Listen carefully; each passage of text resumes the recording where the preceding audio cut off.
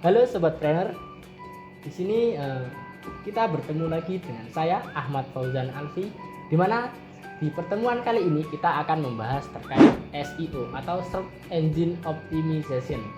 Nah, SEO sendiri adalah sebuah metode yang menggunakan algoritma mesin pencari untuk meningkatkan kualitas dan juga jumlah kunjungan ke website bisnis yang kita miliki. Atau secara sederhananya, SEO itu membantu website kita lebih terlihat dan mendapatkan peringkat tertinggi di mesin-mesin pencari seperti Google, Opera, dan lain-lain.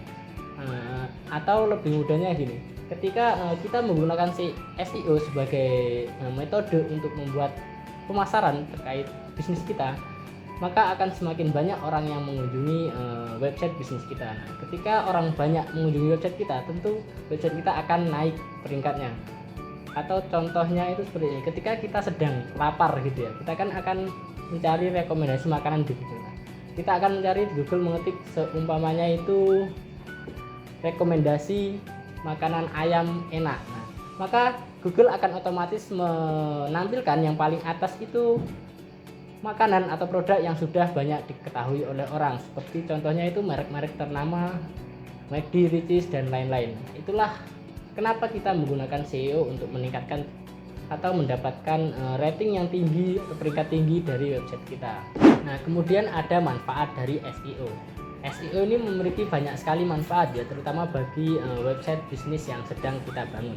Yang pertama yaitu meningkatkan jumlah kunjungan organik pada situs web dan juga visibilitas online.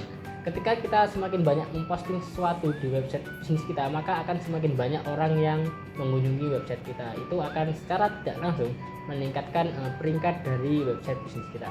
Manfaat yang kedua yang bisa dirasakan yaitu memberikan pengalaman pengguna yang lebih baik. Nah, ketika kita menggunakan SEO untuk membuat artikel terkait bisnis yang kita miliki, nah dengan SEO ini akan mempermudah kita untuk membuat artikel yang lebih menarik dan juga user friendly bagi calon customer yang kita sasar. Ketika seorang customer mendapatkan kenyamanan dari apa yang kita berikan, maka customer akan cenderung mengulangi atau menggunakan apa yang kita berikan itu secara berulang-ulang. Itu sangat bagus untuk keberlanjutan dari bisnis yang kita bangun. Kemudian manfaat yang ketiga yaitu memperkuat bisnis dalam bersaing di pasar digital. Tentunya dengan kita masuk ke dunia digital, kita akan menambah sustainability dari bisnis yang kita miliki, di mana kita tidak hanya mengandalkan customer yang ada di sekitar kita, tapi kita bisa menjangkau calon-calon customer yang berada jauh dari kita dan tentunya lebih banyak lagi. Dan manfaat yang keempat yaitu mengoptimalkan pencapaian tujuan pemasaran dan meningkatkan pertumbuhan bisnis mereka. Nah, kita semua tahu ya bahwa tujuan dari pemasaran ataupun dari sebuah bisnis itu mendapatkan profit atau income sebanyak mungkin dengan biaya yang seminim mungkin. Nah, tentunya dengan SEO ini kita bisa memasarkan produk atau bisnis yang kita miliki itu secara maksimal atau sebanyak-banyaknya dengan biaya yang sangat minimal. Tentu saja ini akan membantu bisnis kita untuk mendapatkan tujuan tersebut. Kemudian dari manfaat-manfaat tadi ada juga beberapa hal yang harus kalian perhatikan, tantangan ataupun resiko-resiko yang kita akan hadapi ketika kita menggunakan SEO. Yang pertama ada perubahan algoritma mesin pencari, dimana ketika kita menggunakan SEO itu basicnya adalah kita menggunakannya secara organik atau tidak membayar untuk postingan tersebut. Nah, dari postingan yang organik itu tentu kita akan mengikuti algoritma dari mesin-mesin yang kita gunakan seperti Google ataupun lainnya. Beda dengan ketika kita memposting sesuatu secara berbayar, itu kita tidak perlu khawatir tentang algoritma mesin pencari. Tantangan yang kedua yaitu persaingan sengit di dunia online. Tentu saja ketika kita berbicara di dunia online untuk sebuah bisnis, kita tidak hanya bersaing dengan orang-orang yang ada di sekitar kita, kita akan bersaing secara global di dunia bisnis. Itu tentu saja lebih sulit ya, karena saingan kita tidak hanya produk-produk kecil, tapi produk-produk yang sudah memiliki nama besar yang sejalan dengan bisnis kita. Kemudian tantangan yang ketiga sendiri ada pembaruan teknologi dan tren digital yang pesat.